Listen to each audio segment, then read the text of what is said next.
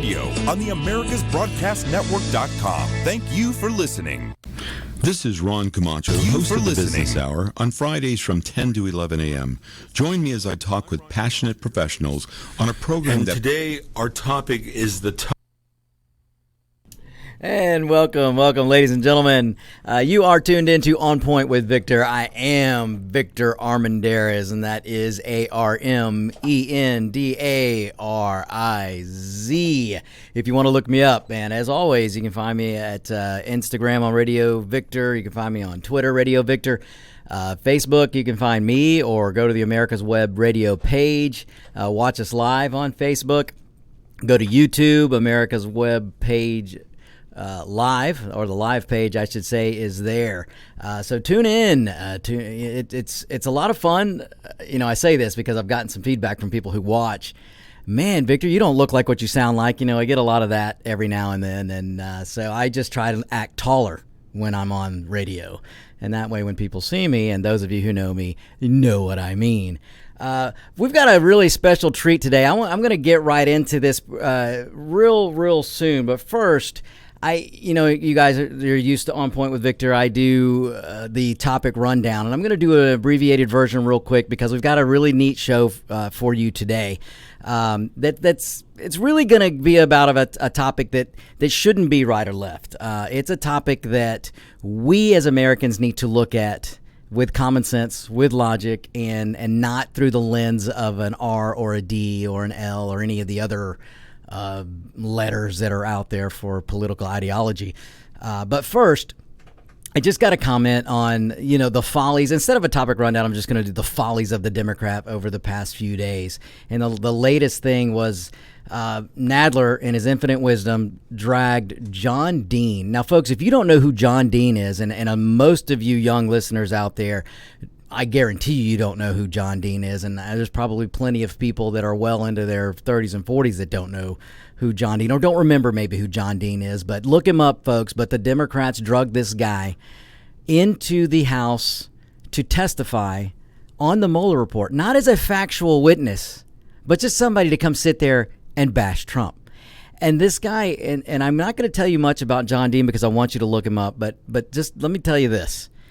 They dragged this guy, John Dean, in front of the House to testify, to bash Trump, and to say, oh, surely, if you read the Mueller report, you're going to find obstruction. This is coming from John Dean, the guy who served time for obstruction, the guy who was convicted of obstruction, the guy who was convicted on multiple counts of different things. And this was back in the Watergate days. So look him up, and you will see it's purely show what the Democrats are doing. They have gone beyond wasting taxpayer dollars at this point. We wasted $30 million plus with the Mueller investigation. Let's just call it what it is: the Mueller hoax, the Mueller witch hunt. Choose your words, but it was a waste of money, no matter how you look at it. And now you've had the Mueller report come back: no obstruction, no collusion. You've had a Senate investigation, no obstruction, no collusion. You've had a House investigation. You've had an FBI investigation. All of them came back with no collusion and no obstruction. All of them were paid for by taxpayer dollars. And now, since the Democrats didn't get what they wanted to throw Trump out of office, they want to overturn a duly elected presidential election, a duly elected president. They want to throw out of office because they don't like him. Now, you talk about petulant children. Folks, if we keep electing people like this, and it's not just the Democrats, there are plenty of establishment Republicans that I could go off on right now, but I'm not going to, just because we've got to get on with the show. But I had to get that out because what the Democrats are doing right now, wasting taxpayer dollars, is another one of those issues that shouldn't be looked through the lens of an R, an L, or a D. You, the American people, you, the shareholder of this great country we call the United States of America, ought to be highly pissed off at the amount of your sweat equity that's being wasted to formulate and make up a crime or pretend to find a crime just because one political party lost and cannot accept the fact that they lost. And that's the bottom line, folks. And you heard it here first on online. You heard it first with On Point with Victor. Okay, folks. So I've got a special guest here today, and those of you that are watching, you can see her sitting here so nicely going, gosh, when is Victor going to shut up? So we have here my guest Sharon, and is it Ravert? Ravert. Sharon Ravert. And folks, let me start off by getting you to picture this. So everybody sit back. It's story time. Right now it's story time on Point with Victor. So sit back, close your eyes a little bit, unless you're driving, and think about this. You're fast asleep. It is a warm, nice, maybe it's a cool night. You've got the windows open. It's well into the night. You're well into your REM sleep. Very peaceful night. You went to bed peaceful, and you just figure it's going to be a normal night. And it's a calm night, not a lot of noise, nothing scurrying around, and you're asleep, and you're nice, and you're resting, and then all of a sudden you're awoke. And you're awoke because there are two men in black masks and I'm assuming heavily, nicely armed weapons standing at the foot of your bed. Now you're thinking, how do they get in my house? Why are they in my house? And what are they going to do? Then you find out that it's the friendly neighborhood law enforcement. So you have a sigh of relief. Maybe someone saw someone breaking into your house. They called the cops and they rushed in and they're just waking you up to let you know that all is well. But oh no. No. They go on to ransack your house, drag your 19-year-old daughter out of her bed, take her to jail because she had a couple of joints. We're talking, what, Sharon, maybe 1.5? That's 1.5 grams of marijuana. And they drag her. What time of the day or morning was this? Well, it was early morning when they finally got done, Mm-hmm. and the sun was coming up, so they perp walked her, is what I say, out the front door.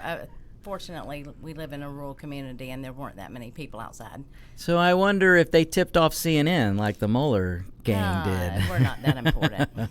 So folks, that's the story. So I am going to give way to Sharon. And Sharon, I just want you to give a little background. Give a little background on what happened because this is you I was talking about, and this is your daughter. Right. So give the listeners some background information, exactly what happened.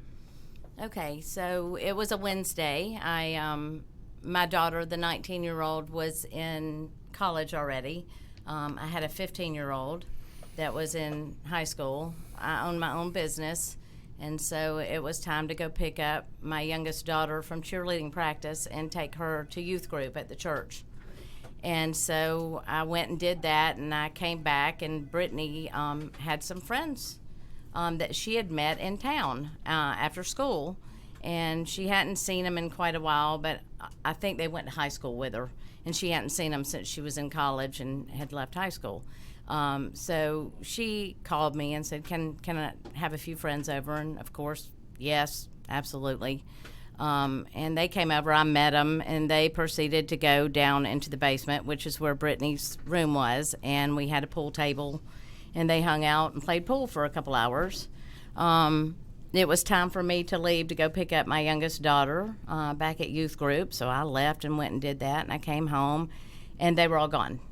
My daughter's car was gone as well, so I called her and said, where'd y'all head off to? And she said, we're in town. I'm grabbing a bite to eat with one of the kids, and then I'll be on home. Well, she came home, and he came with her because he had left his backpack at my house and picked up his backpack. I didn't see him. He went around back and went in the basement door, grabbed his backpack, and had a guy that had followed them out to my house to take him back to town. We only live about 3 miles from town. So he grabbed his backpack. Brittany and I proceeded to finish up the evening. Olivia got ready for her, school the next day, and we went to bed. That was around 10 o'clock. And like you said, I was in a deep sleep when the police were in my bedroom. It was the local sheriff, Lumpkin County. It was the Appalachian Drug Task Force. And they shocked me. Like I said, of course, I was... Shocked you, not shot. Yeah, shocked. They don't- shocked me. Yeah, I don't want to We don't wanna embellish give the any- story that's at right. all.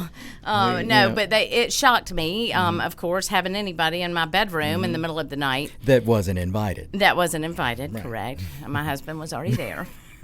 So, but sure, I was shocked. I was thrilled though for a moment that it was law enforcement because, you know, we do live out in the country. We left all of our doors unlocked. It could have been anybody with a gun. I'd never really thought about it because we don't have a lot of crime up there. But I was thrilled that it was the police, honestly. And, you know, so I asked him if I could get dressed real quick, and I threw on a robe and walked out and into the hallway where there were about 8 of them. And I asked them what was going on, how I could help them, and they said that they had a search warrant and that they were looking for my 19-year-old daughter. Were they dressed in tactical gear? So you had Yes. 8 guys in tactical gear. I think 1 or 2 of them. There were probably about 6 of them in tactical And gear, then two like, sheriff officers. sheriff deputies. Okay, so they One of which actually dated my daughter a few years before that. Oh, so, wow. Anyway. bet they're not friends anymore. No, go ahead.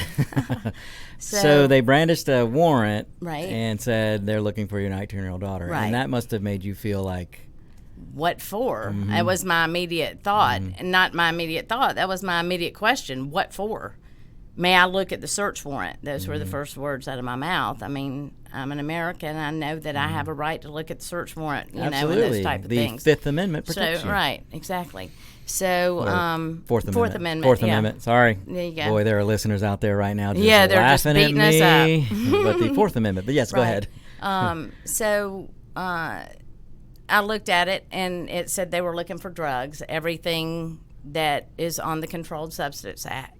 You know, they were looking for everything, including, you know, sandwich baggies, scales, all kinds of different things that they were looking for. Right, any Anything kind of they could paraphernalia. possibly find.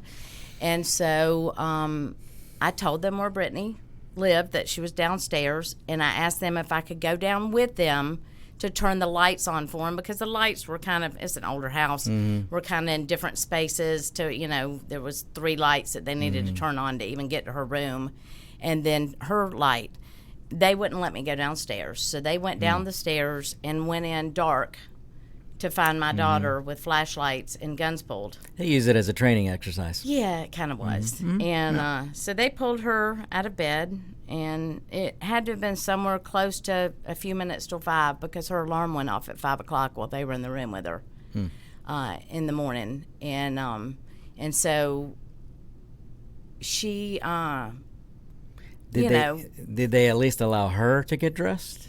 I mean, well, she was in her PJs, and she Okay. had a girlfriend. Her best friend was spending Okay. the night over, so they pulled them both up, and she turned on the lights for them, and she's like, "What's going on?" And of course, to hear her tell the story, what she and I rarely do these interviews together, but we did one recently, and she said, "I thought I was scared that we had a home invasion going on, because I heard people coming down the stairs.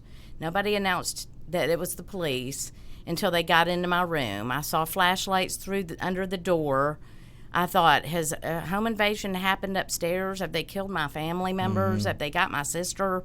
Are they coming down to get me?" So those were the thoughts that Right. were running through her mind as they were coming down. right. Well, Sharon, hold that thought right there, that part of the story, because I want to go ahead and take this break. We're coming up against the break, and let's do this. And when we come back, I want to jump right back into it, because this is one of the beefs I have right here, is where, if you were to defend yourself because they didn't announce, then they could have shot you. And this is just another thing we'll get to later. But pause right there. We'll be right back. Folks, hang on tight. We're going to get back here with Sharon and more of this great story. You're listening to On Point with Victor, and this is America's Web Radio. Get your pen and paper ready. If there's a move in your near future, I'm here to tell you that the folks I used and now recommend is Around Town Movers. Timothy and the guys recently moved me, and I am and was totally satisfied with a sometimes not so fun experience moving. Call Timothy at 770-378-4708 and make it a good move and a good experience. Around Town Movers for that local or cross-country move. Timothy, Around Town Movers, in my opinion, are the best. That's Around Town Movers. Call them. This is Ron Camacho, host of the Business Hour, on Fridays from 10 to 11 a.m. Join me as I talk with passionate professionals on a program that profiles the best businesses, business professionals, business practices, and fascinating individuals to get an insider view of how America works. 10 to 11 a.m. on America's Web Radio. You're listening to America's Web Radio on the AmericasBroadcastNetwork.com. Thank you for listening.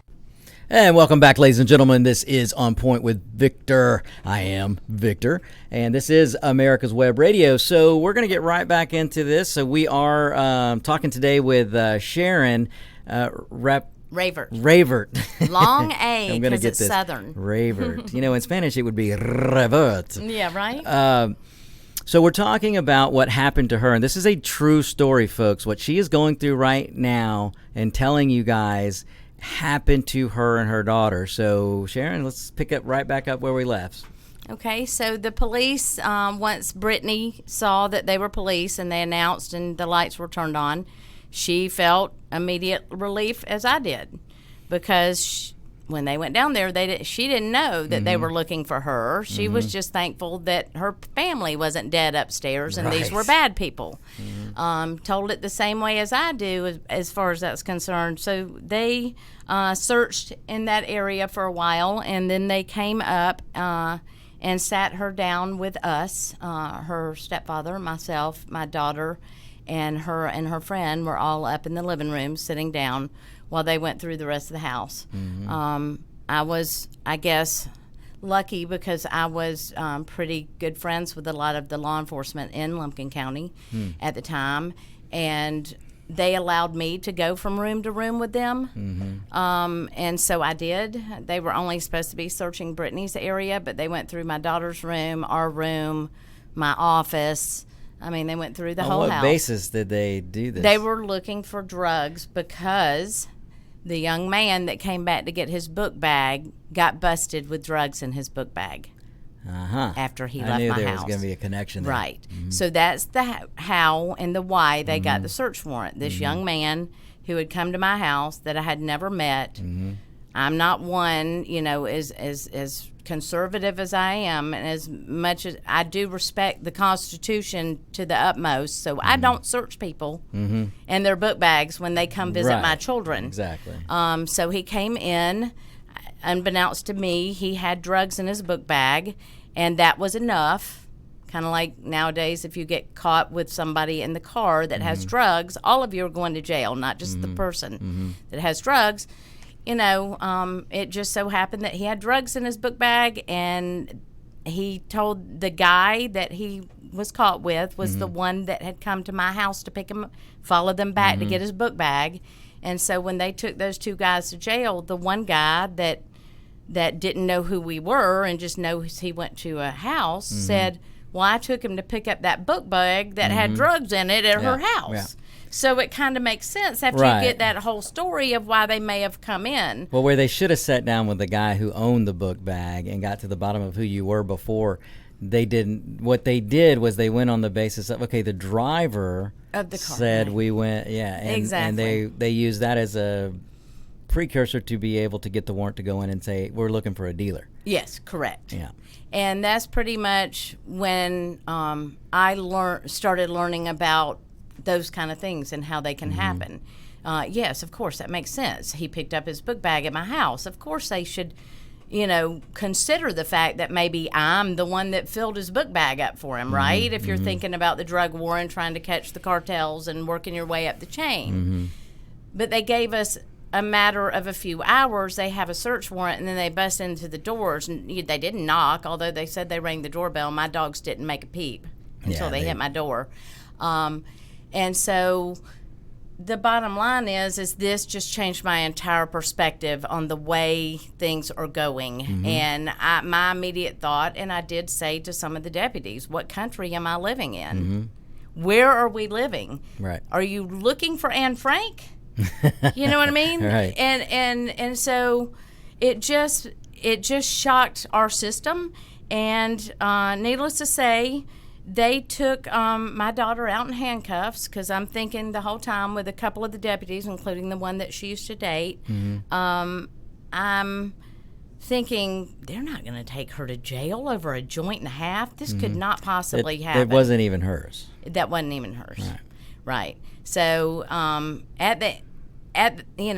girlfriend didn't go to jail, by the way, who was in the room with her in the same bed and was laying right beside her marijuana. I mean, she admitted to me, the girlfriend did, that it was hers. Really? Yes. And it was on her nightstand on her side versus this one that Brittany was sleeping beside. But, I'm not trying to say that Brittany wouldn't have smoked the cannabis. Right. I mean, she's a 19-year-old college kid, Unfortunately, most of them do dabble in it. Right. So when they searched, and when they were done with their search and they perp walked your daughter, did they find substance that was in? Did they find the joint or two in her room? Or yes, it was laying out on her nightstand. And that joint was brought in from the girlfriend. Well, or was that from the book bag? I'm not sure where it came from. I mean, it's not like DNA can tell you which strain came from where from whose book bag. So chances are the guy that the chances are he probably left a little bit for the girls. He left a little bit for the girls. Exactly. Right. Which again, we're talking about a joint or a couple of joints. And look, folks, you're a humble host here. Probably one of the few I've never tried it. I've just, was one of those call me a weird kid that went through some things as a preteen and teenager that led me on a path to never try it, never want to try it. Same with alcohol. And now I'm just too old to do it. So, but I think that stuff hurts now. Yeah, exactly. At our age, right? So I don't. But I also know that is not the norm. Every party I went to in school, just about every turn I made, no matter where I was in high school and into college, marijuana was everywhere. I have held marijuana, I've smelt it, I've seen it, I've been in the room with it, but I just chose to never smoke it. But this is one of those. It's an area and a topic that kind of drives me crazy, because I look at it. My libertarian side looks at this issue and sees all the money we're wasting on the so-called war on drugs. Yeah, $1 trillion since it began. Since it began. I mean, think about that, folks. $1 trillion. And where have we made any progress? I don't know. You should probably ask my kids. I imagine they see just as much marijuana as you did, and I did. Right. The answer would be no. There hasn't been any progress. It's been about as bad of a war as the war on poverty. And you folks who were listening last week, Sharon, I talked about, and maybe you were listening, I talked about how most of the establishment politicians in Washington, that's your Democrats and that's your establishment Republicans, do not want to solve problems. They want to kick cans down the road, and the reason why they don't solve the drug issue or look at different ways to tackle the drug issue, and the reason, same for poverty, because these are issues that they can go campaign on. And these are issues that they can raise money on. But what bugs me, and this is coming from a person who does not use drugs, I have an open mind enough and common sense enough and logical mind to look at what we've spent and what we're doing with the criminalization of drugs, or at least certain drugs, and the number of people that are sitting in jail. We have murderers out on the streets. We have burglars and armed robberies, and my gosh, not too far in my close to my neighborhood last night, there was a burglary in a car. John Walker Lynn, didn't he just get out of prison? We've got people sitting in prison for life on a substance charge for marijuana possession and marijuana distribution. Plant. Right. And that, unfortunately, now look, I love law enforcement. I've had law enforcement in my background through family and through a couple of things that I did. So I love law enforcement, and I uphold, and most of them, 98% of them are great, great people.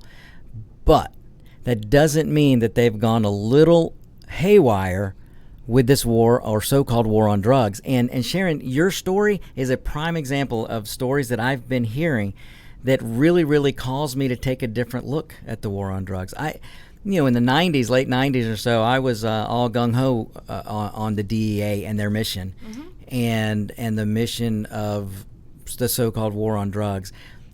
But as I have gotten older and as I continue to hear these stories, you asked the best question. You looked at these officers and said, what country am I in?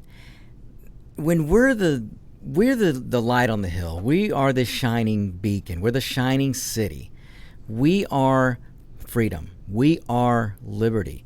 We have a document that no one else in the world has that says our rights are derived from God, not from the government. And when you, as an innocent, law-abiding citizen, Sharon, do you have a rap sheet? No.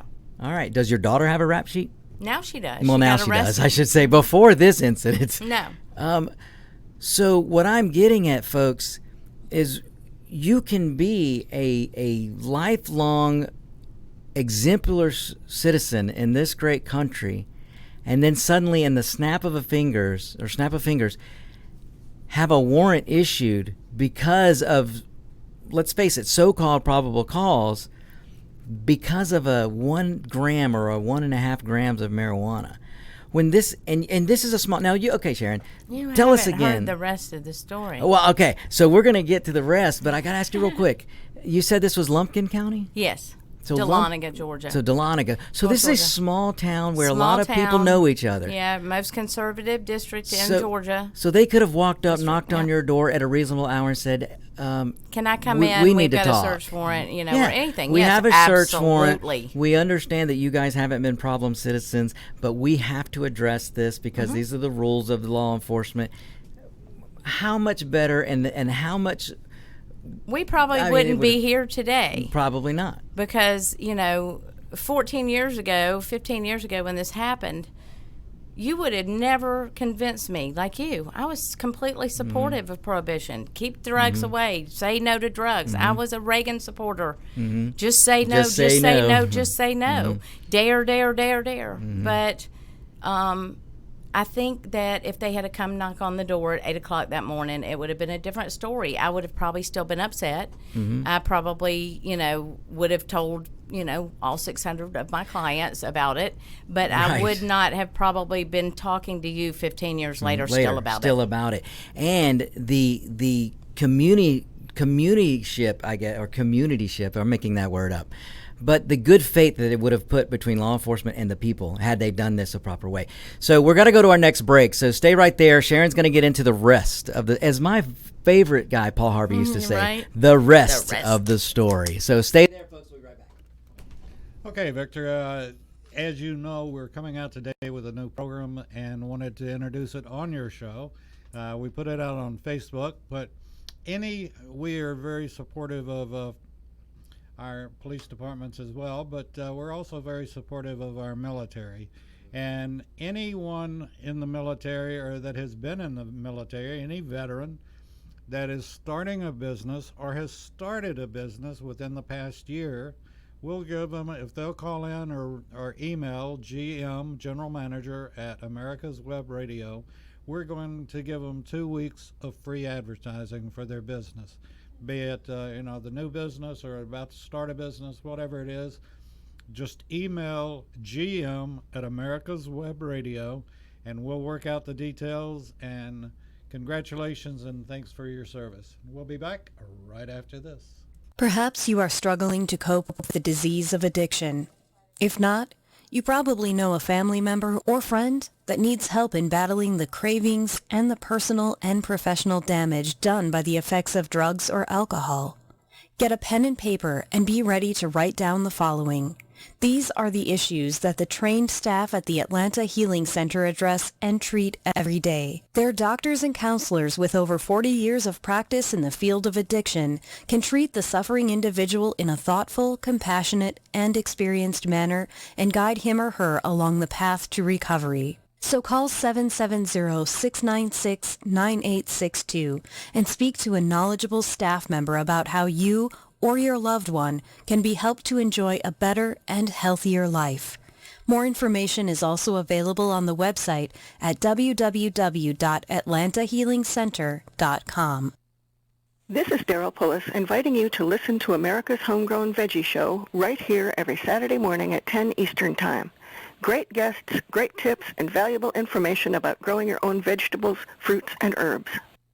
45 years of experience is behind the most trusted name in auto transportation. Passport Transport, the first and finest today. That's why Passport Transport is the preferred auto transport for major auto manufacturers, concours, museums, tours, and collectors, and should be your choice from across the state to across the country. When you have the need, go to PassportTransport.com and enjoy the peace of mind referenced experience will give you. Passport Transport. You're listening to America's Web Radio on the AmericasBroadcastNetwork.com. Thank you for listening. And welcome back, ladies and gentlemen. You are listening to On Point with Victor.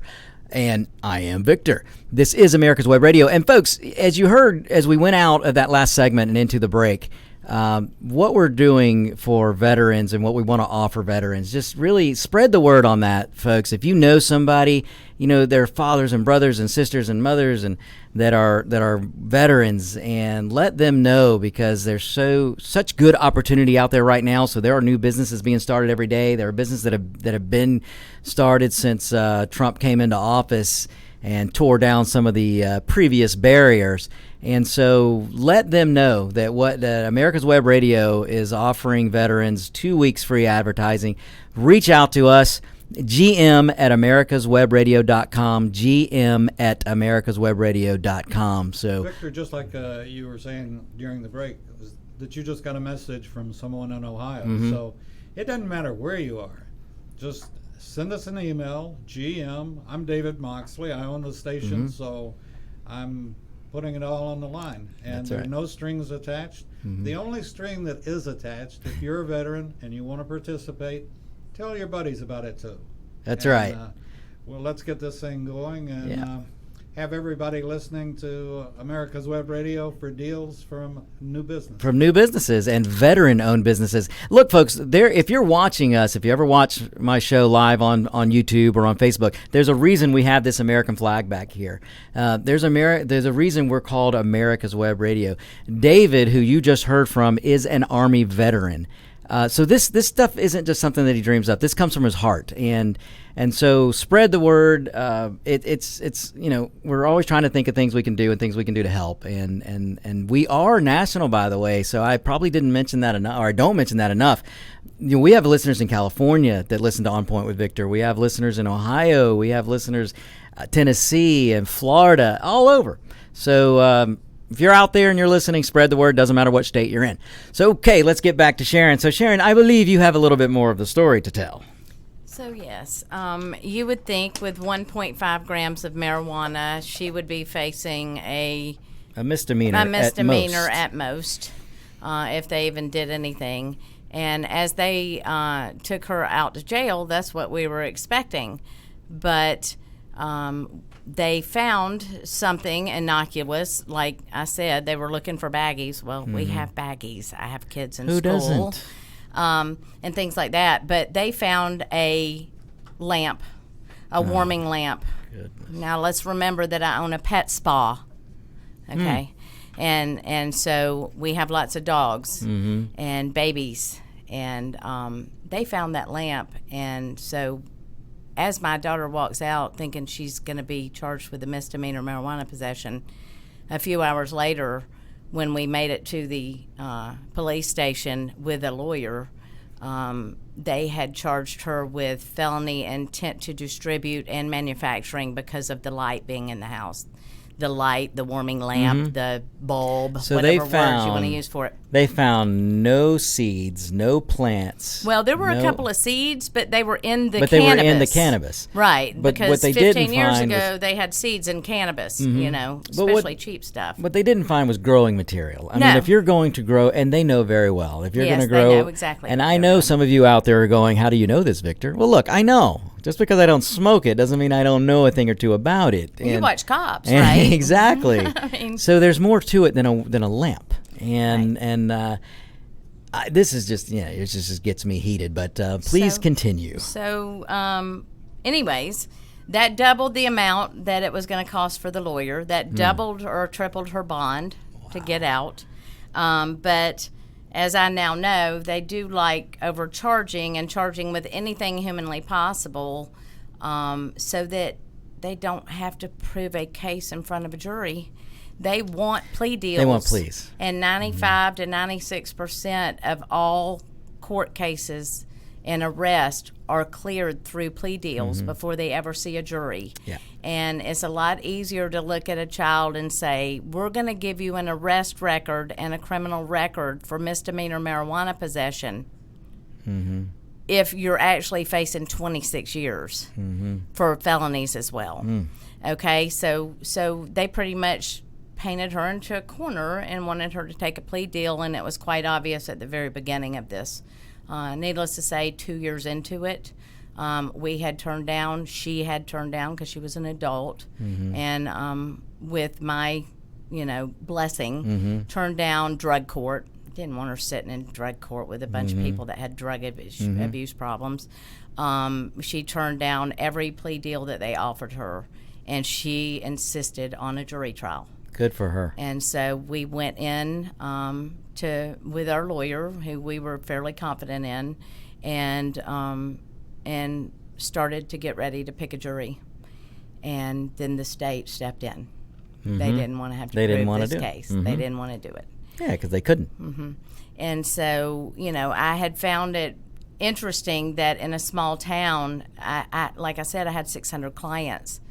For those 2 years, almost every single client that I talked to, which was almost all of them, it was at least 90% of them, I told them this story that I'm telling today, and all of them thought that cannabis laws needed to be reformed. Whether they believed, like that it should be decriminalized and prohibition should end, just like prohibition ended with alcohol.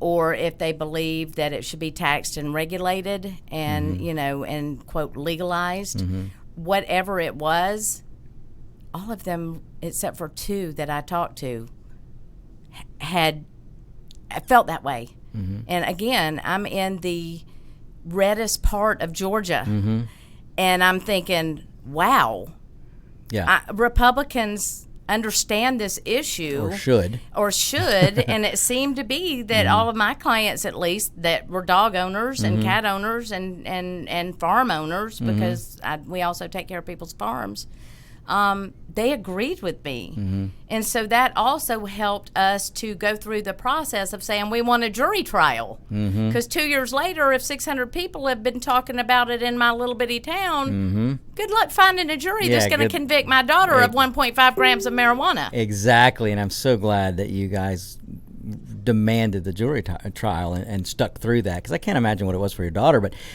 because I can't help myself, I am going to inject a little bit of politics here. Okay. Because this is the kind of stuff that irritates me to no end, folks. And what I want to point out here in this part of this story is, look what they did to your daughter. And over 1.5 grams, so we're talking about a joint and a half, 2 joints, trying to make this a felony, trying to strong arm her into a plea deal, so she has a permanent record, even a misdemeanor, it's still a permanent record. You're an American citizen. Your daughter is an American citizen. And a lot of this is driven by politics. The men and women in blue that have to do they have to take orders. And a lot of these are good people that are following the political appointed sheriff, and who is following maybe the political rules of whoever's in city council, and that you've got politically appointed chiefs. Folks, if you don't think there's politics here, you're kidding yourself, and this is where we have to take control back. Absolutely. And when you see this happening, and then you turn around and you see our politicians giving more rights to a non-legal person, and I'm talking about the border. I'm talking about people who come here illegally, who are being treated better than our own citizens. Folks, if you're out there and you're a Democrat and you're wondering why Donald Trump got elected, America first. That's why he got elected. He had the audacity to run on a platform to put American citizens back at the top of the dial here. And just look at what's going on with the illegal. Look, many of you know I am of Mexican descent. I love the country of my heritage, and I love the people, but it doesn't mean that I'm not an American first. And look, without a strong America, there is no Mexico. And if we continue to mistreat our own citizens, then what kind of country are we and what are we becoming? Which goes back to your question, Sharon, that you asked the police officers that morning, what has happened to my country? Mm-hmm. So so there is politics here. I can't help myself sometimes, but it does irritate me to see that illegals are being coveted right now because they're the next new voting bloc. Mm-hmm. And we have citizens in this country like yourself and your daughter who have been good citizens and were put through this, and then they tried to slap a felony on. So tell us more. So you went through, and the state decided they knew that they couldn't prove two felonies and a misdemeanor. Right. So the clearance of it was this: will null pros, which means dismiss the two felonies, which was exactly what we expected them to do, if you'll plead guilty to the misdemeanor marijuana possession, which, quite frankly, she was guilty of. Mm-hmm. She had marijuana in her room, whether it was hers or a girlfriend's. In the eyes of the law, it doesn't matter. Mm-hmm. Right. And that they would put her on a year of probation. She had already been on 2 years of bond, remember, coming home and unless she was working, being at home from age 19 to 21. Coming home at 9:30 p.m. to her parents' house, couldn't move out. Wow. I mean, they restricted her before they even got to a guilty plea or to court for 2 solid years. So they could already start punishing her before guilt was proven. Right, exactly. And and something I tell about the drug about this too is if they had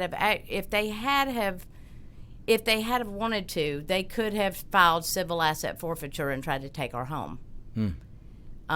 Because there was cannabis in the house. So civil asset forfeiture has become a big issue for us because, for instance, I work with an organization called Spartacus Legal. Catherine Bernard is a criminal defense lawyer in Atlanta. And a listener to the show, absolutely. And so I work with her, and she put out a post the other day that said, I'm down in Dublin, and I've got a guy, and he's not the best guy in the world. He's got some violent charges against him: sexual battery, aggravated assault, aggravated sexual battery, all these things. And she realizes at lunchtime, as she's going through the null process that the prosecutor had put out, that all of those charges had been dropped. So when it was time for calendar after lunch and his name was called, she said, I believe all of his charges have been dropped. And they said, well, all of those have been, all the violent ones, but we're going to still prosecute him and take him to court on distribution of cannabis. Wow. So where are government priorities? Exactly, and that has to be asked. And just like my point I just made just a little while ago about the illegal immigration. Okay, we're going to go to another break. I know we have to take these little breaks here, but we've got it. That's exactly right. Listen, folks, we'll be right back. I've got a great question that came in, and this is a very, very good question. It's going to pertain to all drugs, and we do need to clarify. So we'll be right back. Hang tight, folks. We'll be back in a second. You're listening to On Point with Victor, America's Web Radio. Perhaps you are struggling to cope with the disease of addiction. If not, you probably know a family member or friend that needs help in battling the cravings and the personal and professional damage done by the effects of drugs or alcohol. Get a pen and paper and be ready to write down the following. These are the issues that the trained staff at the Atlanta Healing Center address and treat every day. Their doctors and counselors with over 40 years of practice in the field of addiction can treat the suffering individual in a thoughtful, compassionate, and experienced manner and guide him or her along the path to recovery. So call 770-696-9862 and speak to a knowledgeable staff member about how you or your loved one can be helped to enjoy a better and healthier life. More information is also available on the website at www.atlantahealingcenter.com. Whether cruising the strip in a 57 Chevy or taking the family on a vacation in a 71 Oldsmobile Vista Cruiser, you need to tune in to Classic Cars with Steve Ronaldo and Jim Weber every Saturday from 8 to 9 a.m. on americaswebradio.com.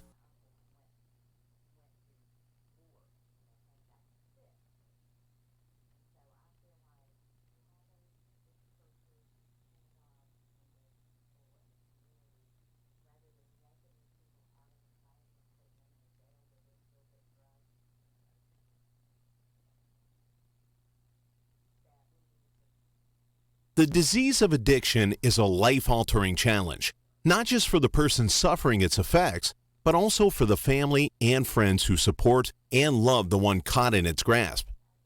What should be the course of treatment? Who is the best person to render treatment? And what is the best place to go for the care that is needed? We know that you want answers to these and many more questions. Call 770-696-9862 and speak to a representative of the Atlanta Healing Center. They can tailor a program specifically designed to address the needs of the person suffering with an addiction or give you guidance as to where that help may be found. Information is the key, and the trained staff at AHC is here to assist. If you wish, you can also get more information on the website located at www.atlantahealingcenter.com. You're listening to America's Web Radio on the AmericasBroadcastNetwork.com. Thank you for listening. And we're back, ladies and gentlemen. You're listening to On Point with Victor. Okay, so we had a comment to come across about ending prohibition on all drugs. And just real quick, we don't have to get in because this is a whole we could do a whole nother show on this. Yes.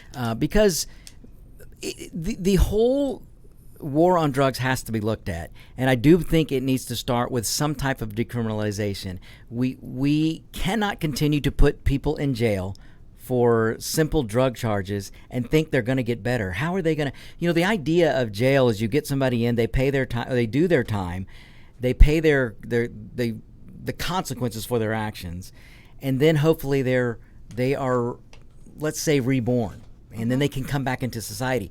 Well, when you're sitting there in jail, you've got access to more drugs than you had access to outside of jail. So that's not the answer. So I'll touch it real quick. To me, we've got to start looking at treatment.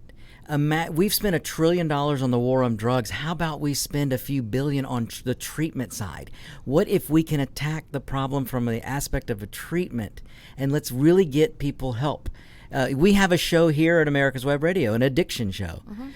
We are doing our part. So what if we had money? Now, look, I'm very, very, very stringent about the money we spend on the federal government.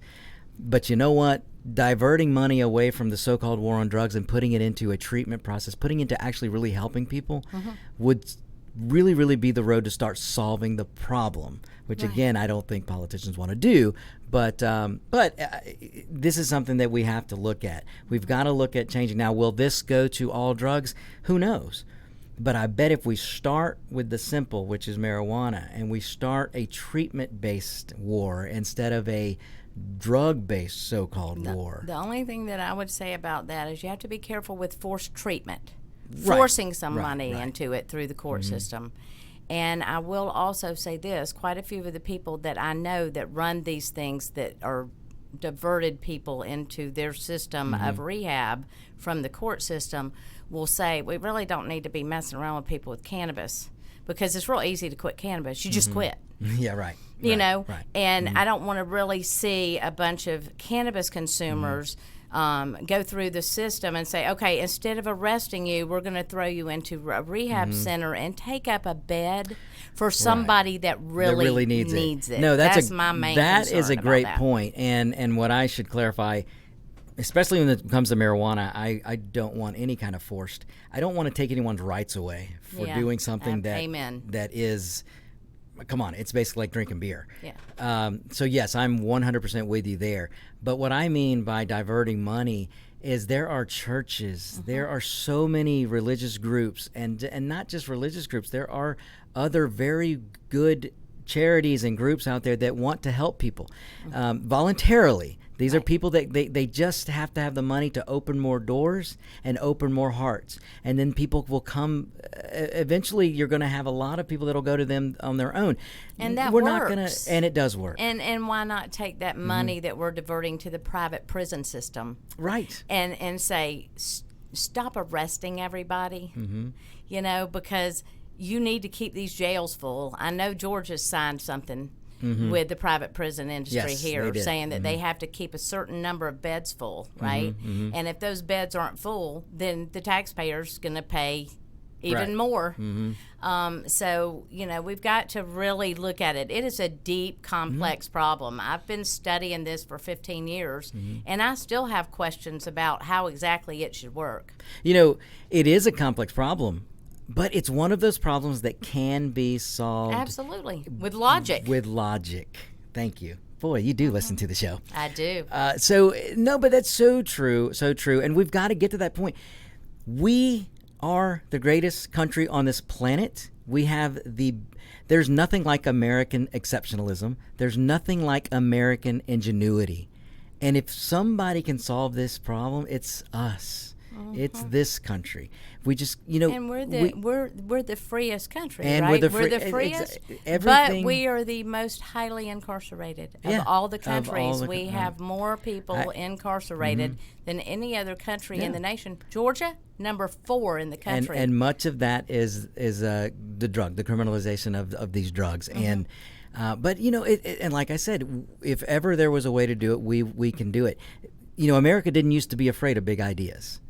And unfortunately, we have a lot of establishment politicians that are very afraid of big ideas, and it just really chaps my backside. And they're getting a lot of money from the status quo people. The other thing to do is follow the money. Always follow the money if you want to find the heart of a politician or the heart of an establishment politician. There are some good ones out there. Absolutely. So Sharon, I want to touch a little bit on. I talk about sometimes on this show, not just for this issue, but other issues, that politics really is local. And we really, really, really should put all of our attention should start on the local level and then go up from there. And we've gotten it backwards in this country of late, and probably the last 20, 30 years, where we think president, we think Senate, and go on that way, when it needs to start locally and move and go up from there. We've got to start changing who we're putting in office, and it really does have to start at the local level. So speak to that. Absolutely. So after we got through with the court case with my daughter, and we were through with that, she got through with her 1 year of probation, which she had no problem with, went through all the drug tests, and she went to the University of Georgia and got her degree as landscape architecture, and studied abroad in Italy. I'm not under any false thoughts about we were some of the lucky ones because we had the money to hire a lawyer for my daughter. Right. She happened to be a blonde-haired, blue-eyed girl and not a young man of color. She may have come out in a body bag from that basement. So there's many reasons. Or a Latino. No. Yeah, right. Many reasons why we thank our lucky stars every day. But what we did is we put it into action on the local level. I, of course, reached out to other organizations that were nationwide to talk to them and start educating myself on prohibition and what was going on. This had never even crossed my mind. And so what we did, like I said, we had talked to, close to 600 clients and realized that we couldn't find anybody that was against ending prohibition. And so what we did is we used that in the next election. And we found the school resource officer who we believed as parents really cared about the children and knew most of them. And we thought, well, this guy's going after all the kids. Maybe this guy will be better. And so a group of people went to him and asked him to run for sheriff against the sheriff that got the search warrant to come into my house. Wow. And within a year of her court case being over, we were at the courthouse again watching the returns. Wow. And it almost sounded like an Alabama-Georgia football game because every time the returns would come up for commissioner and dog catcher. Right. I don't know that that's the real word, but you know what I'm saying. Yeah. Different things. Right. As soon as that sheriff's office, a sheriff would come up, Sheriff McClure lost. He was the incumbent, 2-1. Wow. And I went, ding, ding, ding, ding, ding. My head went, local. Vote, talk, get involved, local. Now, I still didn't understand as much as I do now, but to me personally, on the local level, your two most important positions, unless you have a sole commissioner, which we do not, would be your sheriff and your district attorney. District attorneys, through the drug war, through all kinds of reasons, have the most power of anyone in your state.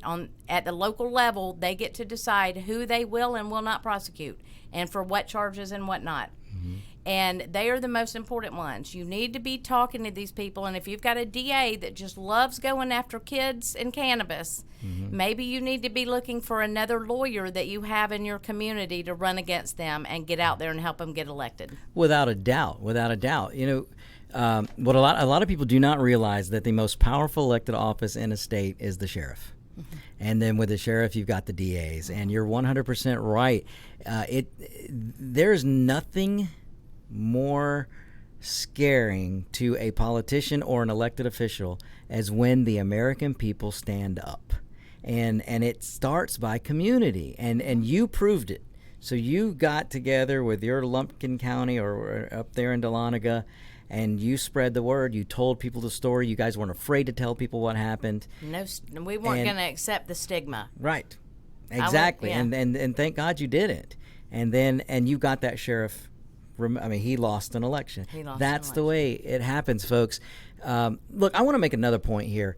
One thing that you did and your daughter did that I thought, and again, this is why I think a lot of times color doesn't matter, your background doesn't matter if you respond the proper way. Now, you had every right, in my opinion, to defend your household. But it was a good thing that my 357 wasn't under my pillow. Wasn't under your pillow. So there was probably a reason. Because I would have probably walked out of there in a body bag. I'm sure they had, they definitely had more firepower than I had. Well, true. And all I would have had to do was lift it out of the, out of the pillow. Out of the pillow, and they would have taken you out. But my point is, you were very respectful to the officers. Your daughter was very respectful to the officers. And this is where I tell people, I don't care how right you are. You've got to be respectful to the officers. I don't care if it is a bad apple and the officer is being just one of the worst in the world. You've got to be respectful until you get You can't fight out. If you're dead. Exactly. You can't fight if you're... Thank you. That was very well put. You can't fight if you're dead. So look, folks, unbelievably, Sharon, we have gotten to the end of this show. But I want to thank you for being here. It was an amazing story, and there's even more that we didn't get to that maybe we'll have a part 2 awesome. come up maybe in a few weeks or so. I would love to do it if you'd like to come back. I'm sure we're going to get great response. But this is a story that's got to be told, and it's an issue that's got to be tackled. And folks, I say it all the time.